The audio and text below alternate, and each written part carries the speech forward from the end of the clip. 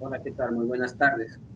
Un gusto participar de esta ponencia en tan distinguida universidad. Para mí siempre es un privilegio poder aportar pues la experiencia, el conocimiento adquirido a lo largo de estos años. Son ya más de 16 años de estar aportando en el área de psicología, formando psicólogos y educadores, y pues muy contento de participar el día de hoy con Universidad Azteca. Voy a ir pidiendo que a medida que vayamos avanzando, se sientan con la libertad de participar en algunos puntos importantes, y por favor también a los moderadores, si me permitieran compartir pantalla para poder mostrarles la presentación que tengo. Pues ya me presentaron, quiero extender un poquito respecto a la presentación del tema. Queremos hablar acerca de, pues sí, del rol del psicólogo en América Latina, pero quiero enfocarme un poquito en la pospandemia, porque en definitiva el mundo cambió. Por ahí hay, por ahí hay algunos micrófonos abiertos.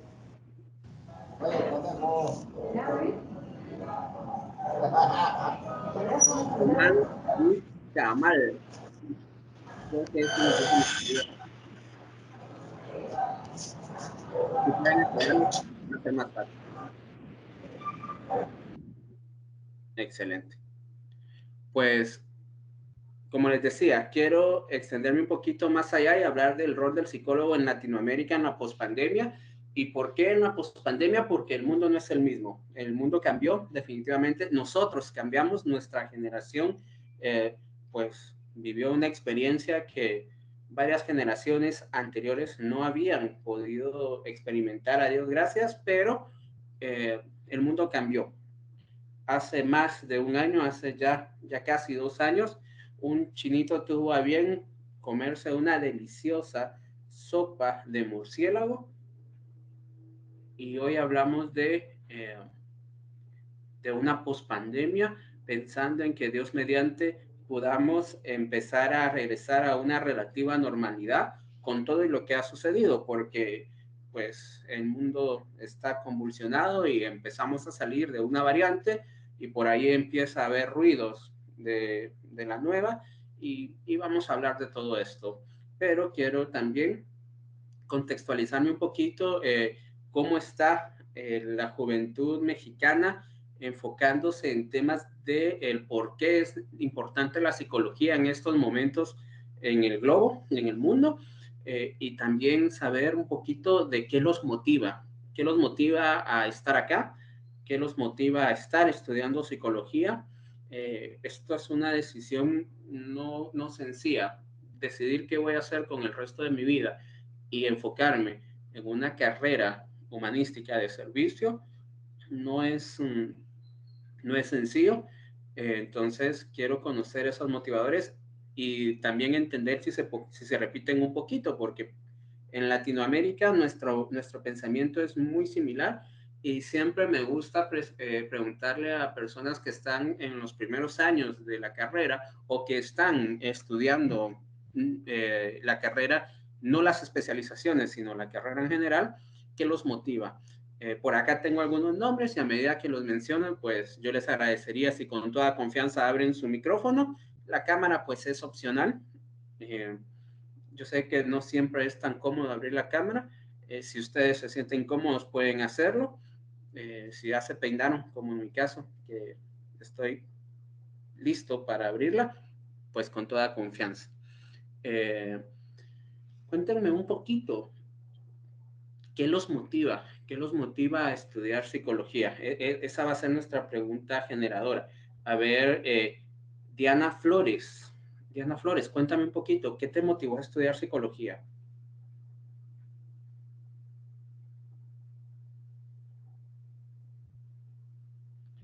Diana Itzel Flores, no sé si me logras escuchar.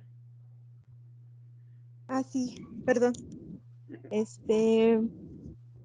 Bueno, pues a mí lo que me motivó es el conocer un poco más acerca pues sí, de las reacciones que tenemos como ser humano hacia las vivencias que tenemos.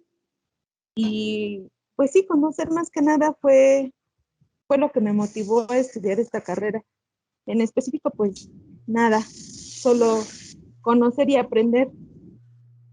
Ok. Muchas gracias, Diana, por tu honestidad. Eh, Elisa Gutiérrez, Elisa Solano Gutiérrez, cuéntame, ¿a ti qué te motivó a estudiar psicología?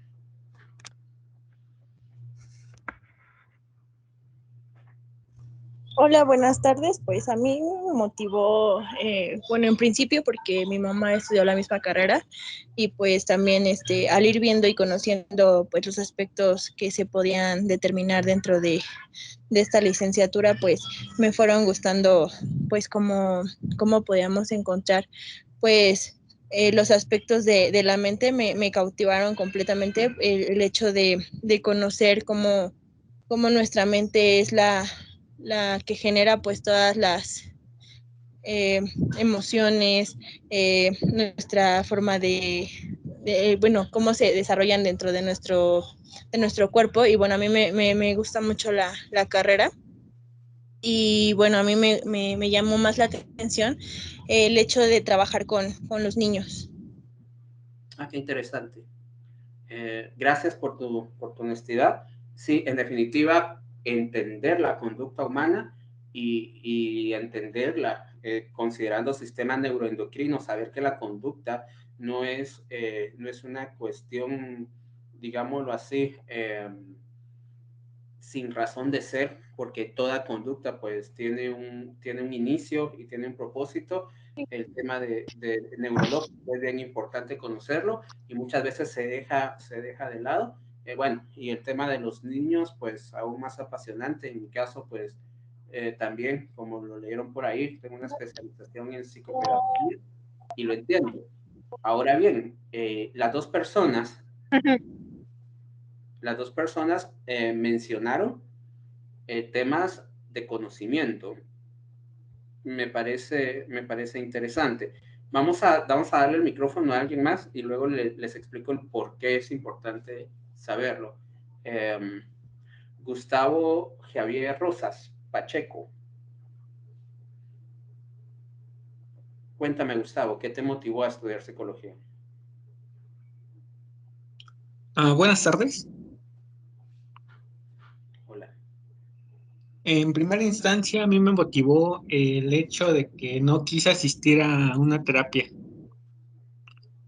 El miedo a no aceptar y a no entender los problemas que sucedían dentro de mi mente me orilló a querer descubrirme y indudablemente me llevó a descubrir muchas cosas de las personas, el trasfondo de muchas situaciones y sobre todo esta situación de que a mí siempre me gusta saber el porqué de las cosas.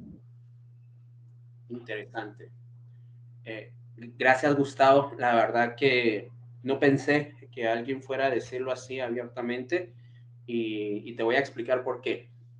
Primero, porque cuando preguntamos por qué estudiamos psicología, pues muchos nos dicen para conocer, para ayudar a otros, para poder guiar a otros, para sanar, etcétera, etcétera.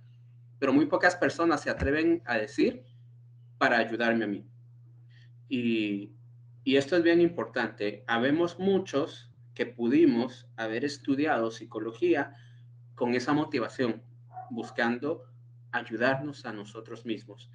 Y en el proceso, sin saberlo claro, porque en tu caso, Gustavo, lo tienes bien claro. Tú dices, yo estudié porque yo no me animé a ir a una terapia, pues entonces quería conocer. Pero muchos puede que ni siquiera se enteren de que la necesidad es propia y entonces estudio en psicología y en el proceso, cuando empezamos a ver ese famoso DSM-5 y vamos descubriendo por ahí hasta, qué sé yo, ciertos trastornos, ciertas patologías, podemos decir, wow, de repente es eso lo que tengo. Y nos terminamos dando cuenta que al final nosotros también necesitamos esa ayuda. Con esto hago la siguiente pregunta, pero a la general. Por favor, levánteme la mano quien ha asistido a terapia psicológica. Solo levante su mano virtual.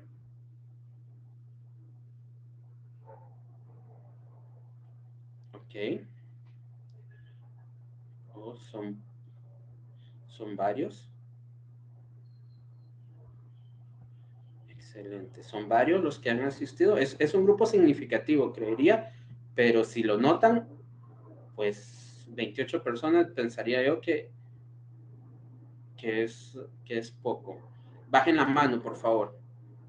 Bajen la mano. Ahora, siguiente pregunta. En el último año, levante la mano, ¿quién ha asistido a terapia?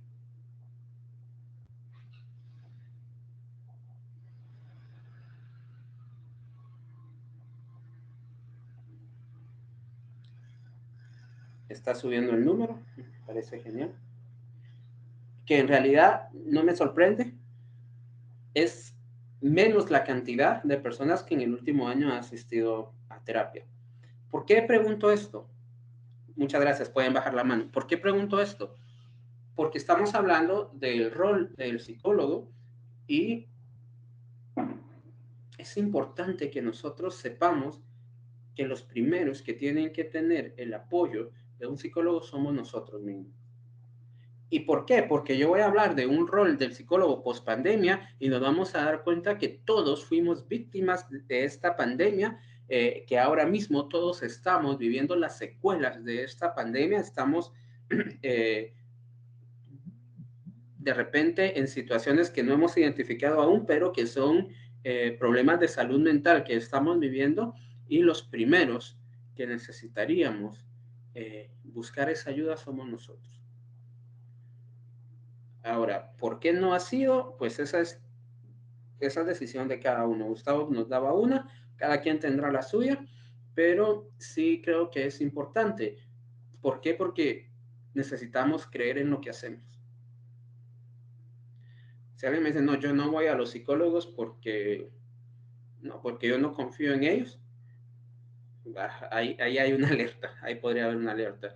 Y les cuento, el año pasado, en el 2020, en la plena cuarentena, cuando empezó a estar este fenómeno de lo que era experimentar el no salir de casa, realmente se dispararon las consultas, pero lo digo con toda libertad. En algún punto yo fui el primero que dije, si voy a seguir atendiendo más personas en duelo, si voy a seguir atendiendo más personas con crisis de ansiedad, más personas con estrés postraumático, más personas que están teniendo problemas de salud mental, yo necesito tener una terapia continua porque además de ser el terapeuta, pues soy una persona que tiene familia, soy una persona que estaba expuesta, soy una persona que tenía familia en el hospital, entonces no era fácil. Inicialmente la motivación es esa, entender que somos humanos y el mundo cambió, pero las personas seguimos siendo personas con necesidades socioafectivas que necesitan vivir ciertos procesos.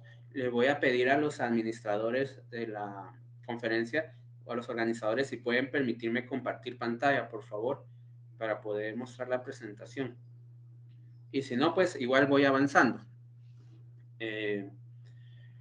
Bueno, ¿qué pasa con los psicólogos? Primero, en Latinoamérica hay un estigma relacionado a ir al psicólogo. Bueno, al menos estoy hablando de los países de esta área, pero yo tengo muy claro que en México es exactamente lo mismo. Tengo amigos en México, tengo colegas en México, he trabajado con gente de allá que sabe muy bien de qué les estoy hablando. ¿Y qué es lo primero que le dicen a la gente cuando les sugieren ir al psicólogo? ¿Cuál es el estigma que se maneja de quienes van al psicólogo? ¿Quién se anima a decirme? Si tú vas al psicólogo, ¿qué pasa? ¿Qué tienes? Adelante.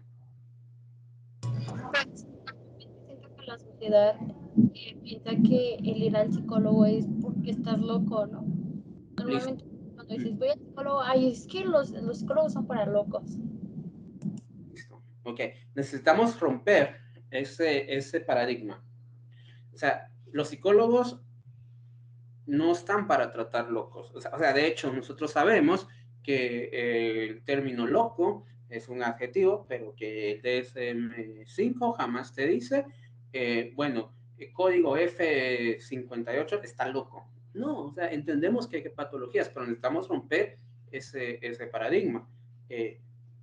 Los psicólogos no leen la mente. Los psicólogos no están locos.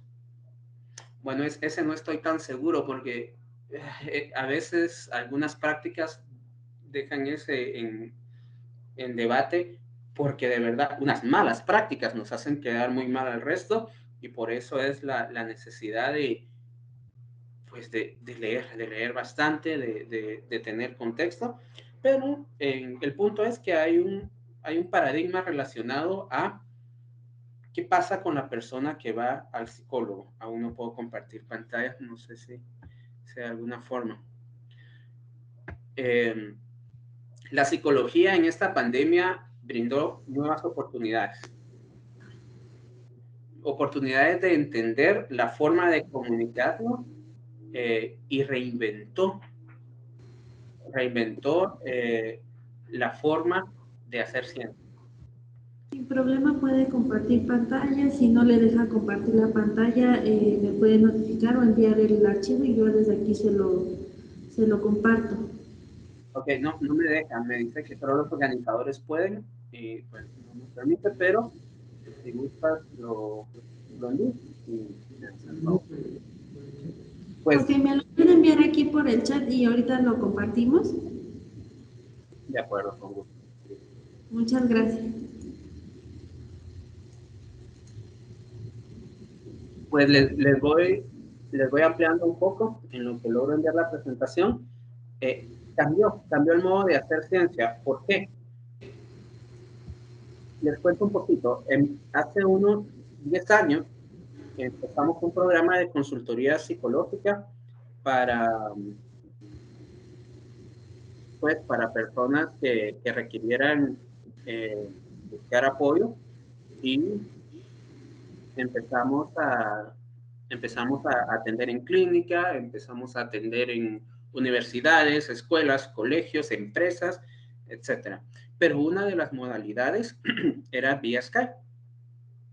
No estoy hablando de Zoom, no estoy hablando de Teams, no estoy hablando, estoy hablando de Skype porque era lo que en ese momento había. Y resulta que nadie, absolutamente nadie, solicitaba el apoyo por Teams, porque la atención psicológica estaba encasillada en la dinámica incluso del diván, del psicoanálisis. Entendemos que esto está un poco fuera de contexto, pero la sociedad en sí, pues visualizaba al psicólogo en el diván. Esto cambió. En definitiva, hace apenas 2 años, muy probablemente no habríamos tenido la oportunidad de esta dinámica o de esta charla a través de una videollamada, de una conferencia, porque no era el común denominador. Lo común era la idea del diván. Sin embargo, la pandemia vino a hacer que hoy esto sea común. Que hoy nosotros, ustedes desde donde estén, pues cada uno, entiendo que la mayoría en Ciudad de México, pero yo estoy muchos cientos de kilómetros más al sur y no pasa nada. Estamos en tiempo real. Y hoy la mayor parte de consultas las estamos dando en videollamadas. Entonces tenemos que entender que la tecnología vino a cambiar el paradigma acerca de la dinámica de la consulta y ahora mismo ya no es un problema la distancia. Ahora mismo ya no es un problema el poder atender a un paciente incluso de una cultura distinta a la tuya. Y prepárate para eso. Siempre les digo a los estudiantes que el psicólogo tiene que tener mucha cultura porque el ingeniero acude al psicólogo, el doctor acude al psicólogo, el abogado acude al psicólogo, la señora del puesto de la esquina acude al psicólogo. Y necesitas esa cultura general. Pero hoy vamos más allá. Hoy los hermanos de diferentes culturas acuden a ti y necesitas tener el contexto de cómo apoyar. Entonces, la psicología en esta pandemia nos dio la oportunidad de entender esas nuevas formas de comunicación y de intervención y reinventó el rol del psicólogo y creó nuevos retos para esta ciencia. ¿Por qué? Porque leer el lenguaje corporal ya no es tan sencillo, ya no es algo de lo que podamos apoyarnos completamente para poder tener una interacción. Por favor, me confirman, ¿pueden ver mi pantalla? Sí, es correcto. Es correcto, Sebas. Va, por favor, alguien que me ayude a leer las diapositivas. Yo, profesor, si quiere. Bueno, Por favor. reconocer la alta demanda. Las acciones dejan de estar dirigidas a personas específicas y alcanzan una perspectiva más completa en relación con su impacto global sobre el desarrollo de sociedades saludables. Ok. Ya no estamos enfocados en nuestra isla. Y la perspectiva cambió. La perspectiva cambió porque ahora el impacto que buscamos causar es global. Miren, estábamos nosotros tan acostumbrados a que lo que pasaba en Argentina era problema de un argentino y a lo que pasaba en Francia era problema de Messi y a lo que pasaba en China era problema de los chinos. Y resulta que en el 2020 nos pudimos dar cuenta que lo que un hermano chino hace me termina afectando a mí en el rincón más alejado del mundo en el cual pueda vivir, porque estamos interconectados. Ya no puedo ser tan egoísta y pensar que como psicólogo yo voy a poder impactar mi isla, voy a poder impactar mi grupo, porque esto va más allá. Y estamos entendiendo que como humanos estamos interconectados, al punto en que lo que haces tú me afecta a mí y viceversa.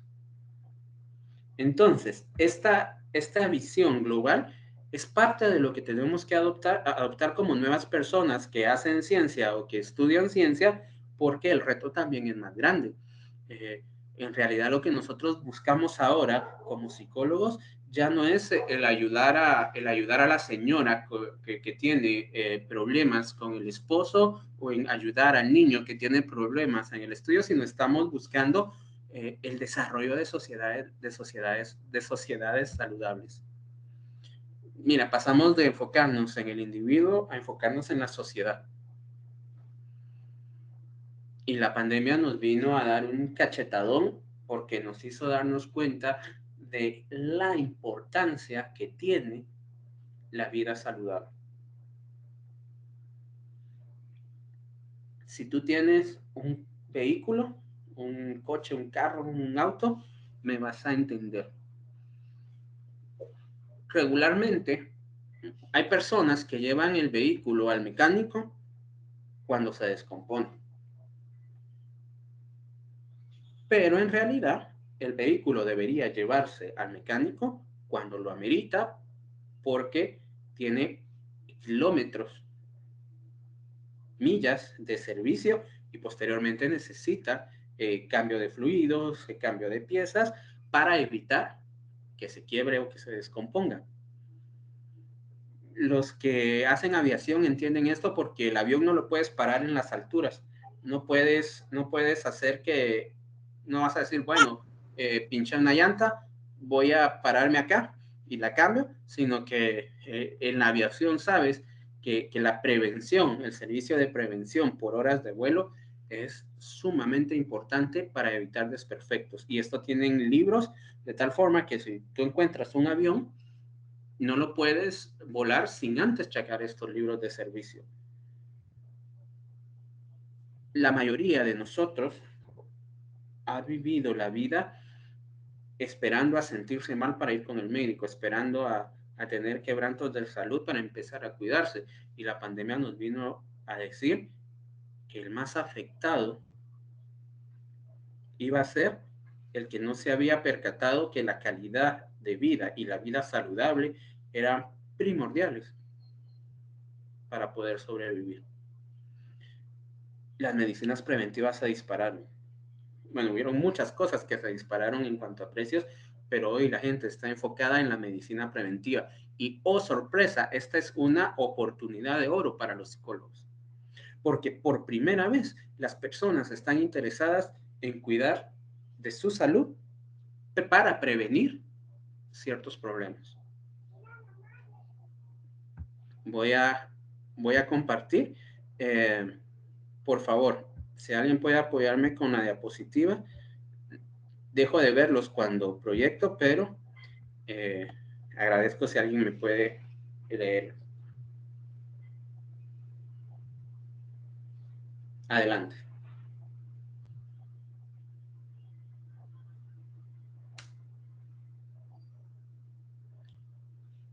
Perdón, no sé si me están escuchando o nadie está leyendo. Sí, sí lo escuchamos. A ver, yo quiere la vuelvo a leer. Por favor.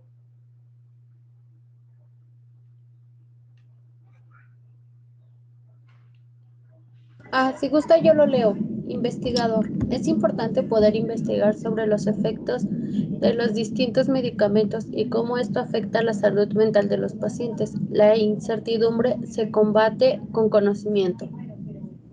Okay. La nueva pandemia ya no necesariamente es el COVID y sus variantes. En la pospandemia, o estos números que van a la baja, nos estamos dando cuenta que los pacientes quedaron con diferentes trastornos o hay diferentes situaciones que les están afectando y pacientes que padecieron o no de la enfermedad. Ahora bien, si en tu caso, si en tu práctica, tú vas a ir a atender en este momento a pacientes post-COVID que están en periodos de recuperación, algo que tienes que tener muy en cuenta es qué medicamentos usaron estas personas para recuperarse. ¿Por qué? Porque hay efectos secundarios que las personas no logran entender, pero que a mediano plazo siguen afectando sus dinámicas de vida. Entonces, necesitamos investigar un poquito de qué se trata este contexto médico en el cual los pacientes que padecieron la enfermedad podrían seguir estando medicados y tener trastornos del sueño, trastornos de ansiedad, trastornos alimenticios derivados del tratamiento médico, que también, digámoslo así, es nuevo, porque en definitiva esto es muy reciente y muchas veces la interacción de estos medicamentos puede hacer que los pacientes estén padeciendo ciertos efectos secundarios más allá de la enfermedad. Entonces, tenemos que investigar. El rol del psicólogo en este momento debe ser de investigar, debe ser un investigador. Y como ya me di cuenta que son bien participativos y me encanta conocer un poquito a todos, eso que están escuchando al fondo son bombas de algún pueblo cercano, de algún municipio cercano, por fiestas de diciembre, entonces no se vayan a asustar, todo está bien, pero seguro se vuelven a escuchar, no sé si se logra. César Alberto Miguel Málaga. César, ¿podrías apoyarme por favor con la siguiente diapositiva leyéndola?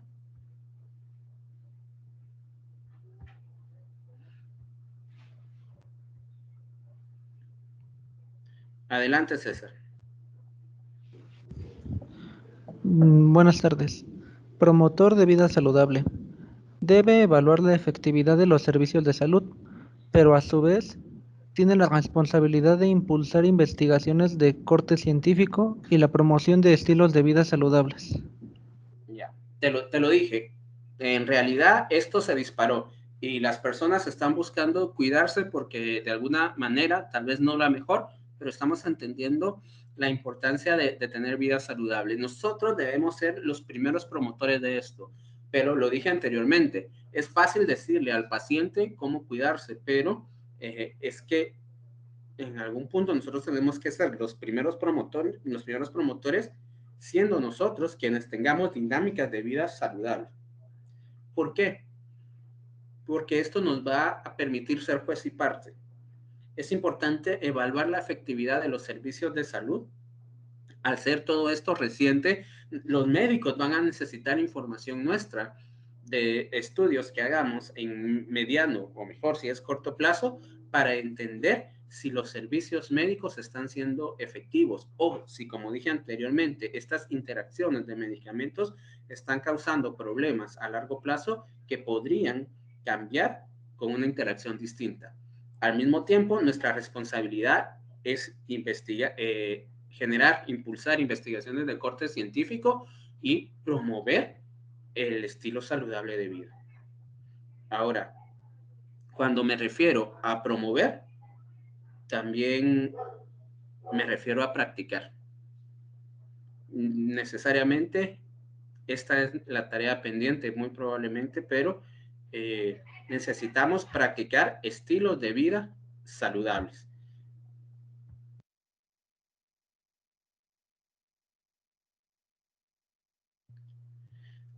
A ver, César Alberto, ya que habías abierto tu micrófono. César, ¿qué podremos entender por vida saludable? ¿A qué crees que nos referimos en esta diapositiva, César?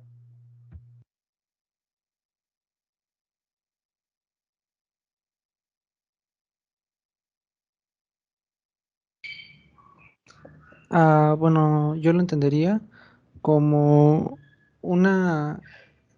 mayormente escuchamos siempre de la vida saludable de un término médico, de que conlleva del estado físico mayormente, pero no nos damos cuenta de que el bienestar mental también juega un papel muy importante en nosotros y que mayormente siempre lo dejamos de lado porque, como usted nos mencionaba, no hacemos una conciencia de él hasta que podemos presentar algo que afecte este bienestar mental. Muy interesante, muchas gracias, César. Y fíjate, es importante qué comemos, es importante si tenemos o no actividades físicas, es importante que bebemos, es importante los buenos hábitos, fumas o no fumas, etcétera, etcétera. Pero es igual de importante qué le metes a tu cabeza, qué le estás metiendo a tu mente, cómo está tu psique. Algo que logramos detectar en medio de la pandemia y en la post-pandemia es el hecho de que las personas suelen obtener información de muchos medios con esto de las redes sociales y los trastornos de ansiedad o las crisis o los ataques de pánico incluso se derivan más de esta sobreinformación que de alguna otra situación que pueda detonar la crisis o el trastorno. Y es que las personas están todo el tiempo en estado de alerta porque de esto es lo que nos venden y resulta entonces que hasta de esto tenemos que tener cuidado. ¿De qué estamos alimentando a nuestra mente? En algún punto recomendábamos a la gente tener cuidado con las noticias. Y yo diría que eso aplicaba para la pandemia, pero aplica también en este momento, porque muchas personas están viviendo un estrés postraumático y algún medio les dice a Omicron y otra vez empezamos a tener ese flashback. Pero ¿qué sucede? Debemos entender que el duelo es parte de lo que se está viviendo y muchas personas pues definitivamente están viviendo desde la perspectiva del duelo y esto afecta. Por eso necesitamos conocer el contexto. O sea, para promover la salud, para yo decirle a alguien, mira, pero deberías comer mejor ensalada, primero tengo que saber si su bolsa, si su economía le da para comer ensalada todos los días. Trabajo para una fundación que se dedica al combate de la desnutrición en mi país y nos sorprendemos de algo. Muchas veces las personas no es que estén desnutridas, es que están malnutridas, porque la sorpresa es que nosotros creíamos que no tenían el medio para comprar la comida, pero estamos descubriendo que sí tienen el recurso económico, pero prefieren comprar una Coca-Cola y una sopita, voy a decir Maruchan porque sé que van a entenderme todos, una sopita de estas instantáneas, que ir y comprar algo que sea nutritivo. Entonces estamos peleando contra la malnutrición o incluso la decisión de si compro la despensa o compro datos para mi teléfono. Suena increíble, pero la experiencia nos ha dicho que las personas prefieren ponerle datos al teléfono. Y también yo le voy a decir a alguien, mira, pero no te afanes, mira, pero no te preocupes, todo va a estar bien. Sí, pero está bien desde mi contexto, porque yo tengo un plato de comida, porque yo tengo un techo, porque yo asisto a una universidad, porque yo tengo un proyecto de vida, pero yo necesito conocer como psicólogo cuál es el contexto de la gente que me rodea. Y el contexto en este momento para muchos no es el mismo que el tuyo. Y habrá muchos que estén viviendo el duelo, habrá muchos que estén en aislamiento aún, habrá muchos que hayan perdido sus ingresos, habrá muchos que estén viviendo con miedo. Cuando el mensaje era quédate en tu casa, la gente criticó mucho a quienes no lo hacían y debo decir que hay quien pues no lo hizo porque no se le dio la gana, pero la violencia hacia la mujer se disparó. Los casos de abuso sexual y violencia intrafamiliar se dispararon. Y esos contextos son los que debemos conocer. La gente realmente se quedó sin empleo. Y ahora yo te puedo decir, alguien lee en una revista que hay una nueva variante y se altera, y yo te puedo decir, ahora esta gente exagera, pero yo no estuve con un ventilador en una cama durante 30 días. Entonces, si esta persona es paciente COVID, posiblemente esté viviendo un estrés postraumático y posiblemente él esté recibiendo el mensaje diferente a mí.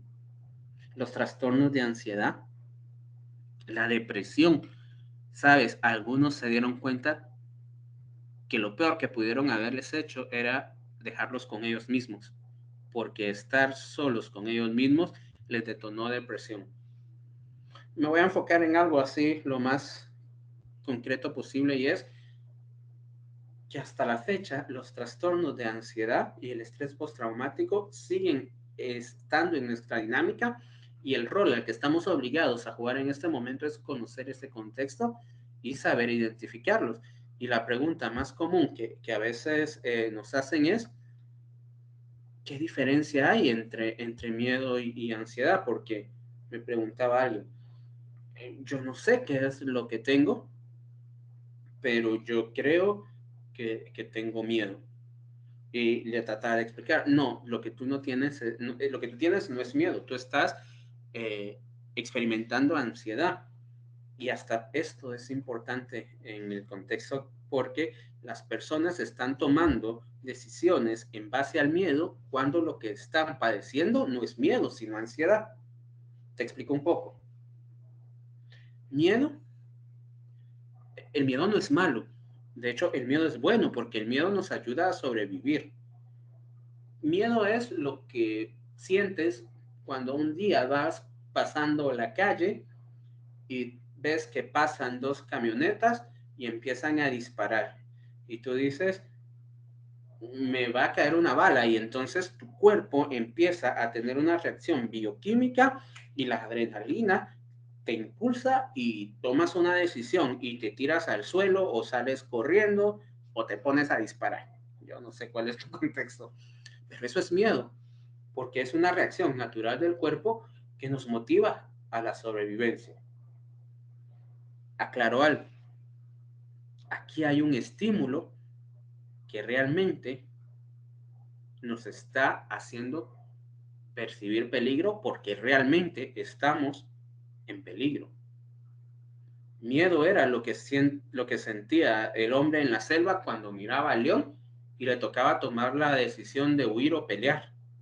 Y había esta reacción bioquímica de noradrenalina, de dopamina, de adrenalina, de cortisol, y todo esto nos ayudaba a sobrevivir.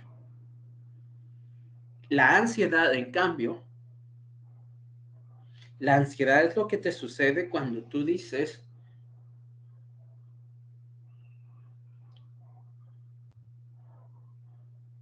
viene una nueva variante y puede afectarme o puede enfermarme. Ansiedad es cuando tú dices, he visto que hay algunos cambios en el trabajo y podría quedarme sin trabajo. O he visto que mi novio está un poco raro y creo que podría tener a otra chica o mi novia a otro chico.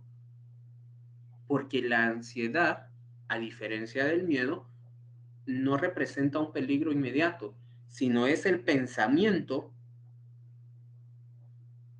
de algo que podría llegar a afectarte, mas no te está afectando en este momento. No es el peligro al frente. Ahora, el problema de la ansiedad es que dispara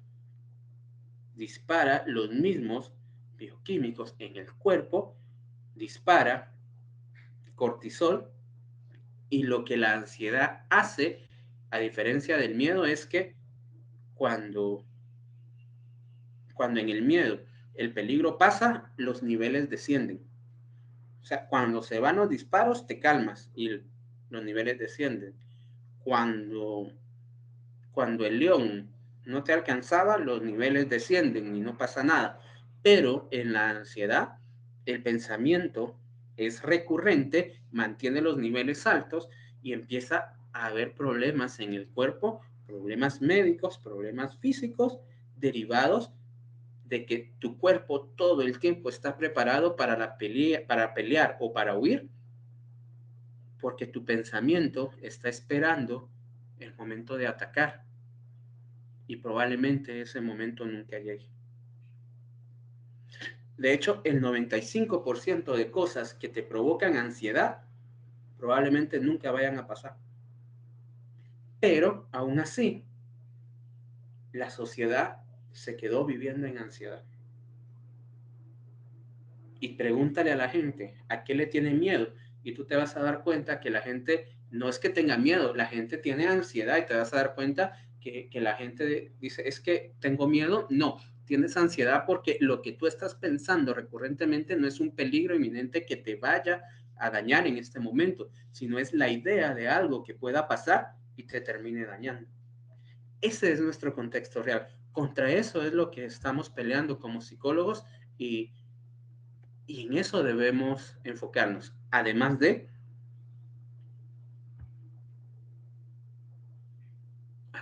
que, como todo cambió, esto nos obliga. Y digo nos obliga porque no hay de otra, nos obliga a evolucionar. ¿Qué significa? Que debemos adaptarnos a lo que viene. ¿Y qué es lo que viene? Lo que viene es esto, la modalidad que estás ahora. Quienes empezaron curso en septiembre, Dios mío, ni siquiera han tenido el contacto físico. Esto ya tiene una repercusión en su rol como estudiantes. Los que empezaron prácticas no han podido tener ciertas dinámicas, ya tiene un efecto en su práctica profesional. Pero no nos asustemos porque esto va a seguir evolucionando y lo que se viene son modalidades. Yo veía ahí en el videito que proyectaron que están preparados para recibirlos. Compañeros, no tengan miedo, porque lo que viene es adaptarnos al cambio. Acá nosotros le llamamos modo híbrido, y el modo híbrido es la mitad en tu casa y la mitad en la universidad. Y burbujas y escalonamiento y etcétera, etcétera. Pero lo que viene es que si toca cumplir planes terapéuticos en modalidad híbrida, hagámoslo. Si toca en la presencialidad, cuidémonos. Lo que tenemos que enfocarnos como psicólogo, el rol que tenemos que tener claro ahorita es que los planes terapéuticos deben continuar y sí o sí deben cumplirse, con la flexibilidad que necesitamos tener para adaptarnos a ese cambio. Las empresas necesitan psicólogos. No sé si aquí hay personas de todas las especialidades, pero el psicólogo industrial está jugando ese rol de administrador del recurso humano, y muchas veces va a ser quien va a guiar la dinámica de la comunicación informal en la empresa, porque los colaboradores manejan cierta ansiedad, más si en tu empresa despidieron personal, más si en tu empresa no estaban preparados, más si no hay un plan de retiro o un plan médico, los colaboradores van a necesitar esa claridad ante la incertidumbre. Las universidades necesitan psicólogos, psicopedagogos, los colegios, las escuelas necesitan orientadores, psicólogos, psicopedagogos, porque les cambiamos la dinámica a los chicos, y hoy en día, si ya nos habíamos aislado en nuestros roles sociales por culpa de este aparatito, hoy en día los chicos están más aislados y necesitamos recuperar esa interacción.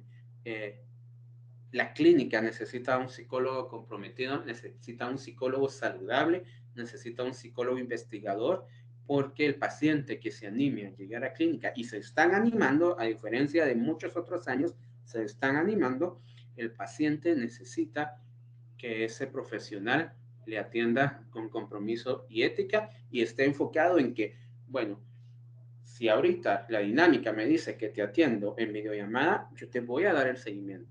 Y si te puedo ver presencial, va a ser genial.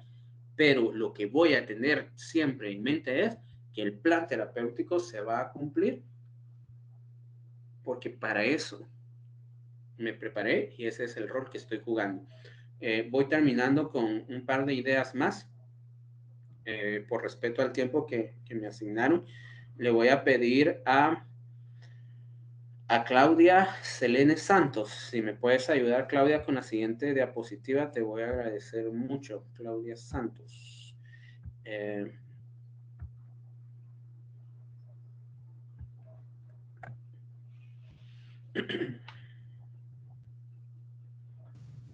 La leo, ¿verdad? Por favor. Cuida de ti mismo, dedícate tiempo de calidad para recrearte y ocuparte de ti mismo. Ok, quise dejar esto en una sola diapositiva porque en realidad, como psicólogos, igual que los paramédicos, igual que los doctores, igual que el bombero, o sea, primero yo, segundo yo, tercero yo, y es que para cuidar a otros, primero debo aprender a cuidarme a mí mismo. Dedícate tiempo para tu terapia, dedica tiempo para nutrirte, para leer un buen libro, dedica tiempo para recrearte, busca espacios de recreación que te ayuden a enfocarte en tu profesión, dedica tiempo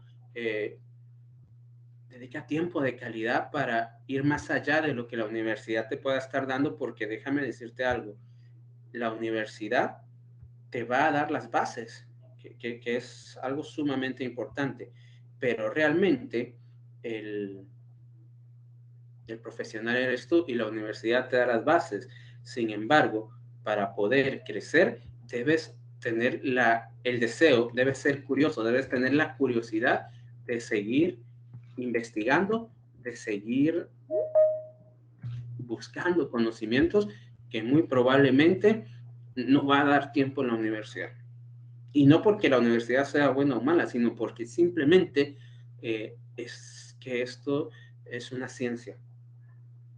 Y el conocimiento número uno el conocimiento es global. Y número 2, no es estático. Te cuento, cuando yo empecé a estudiar esto, estábamos en DSM 4 y de repente vino DSM 5 y pues hubo que contextualizar. Y mis catedráticos estaban en DSM 3. En su momento a mí me parecía algo muy gracioso y decía yo, pero estos señores ya están grandes y a estos señores, ¿quién los actualizó? Estos señores deberían estar muy desactualizados. Hoy lo mismo pensarías tú de mí, y eso que estoy joven, o eso pretendo, pero en realidad, ahora mismo, tú te puedes sentir muy actualizado, pero debo decirte que va a llegar el momento en donde te va a tocar buscar actualizaciones y debes tener hambre. Quiero compartirles el link de una página en redes sociales, pero voy a compartirla con la subdirección académica. Si la subdirección la comparte en este chat, voy a agradecerlo mucho.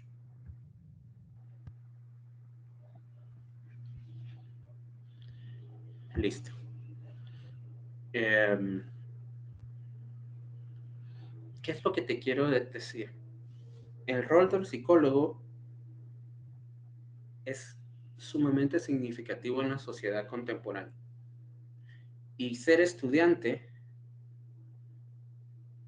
no te excusa de no tener claridad de cuál es tu papel en la sociedad. Tienes que tener claro tu propósito. Tienes que apasionarte por lo que estás haciendo.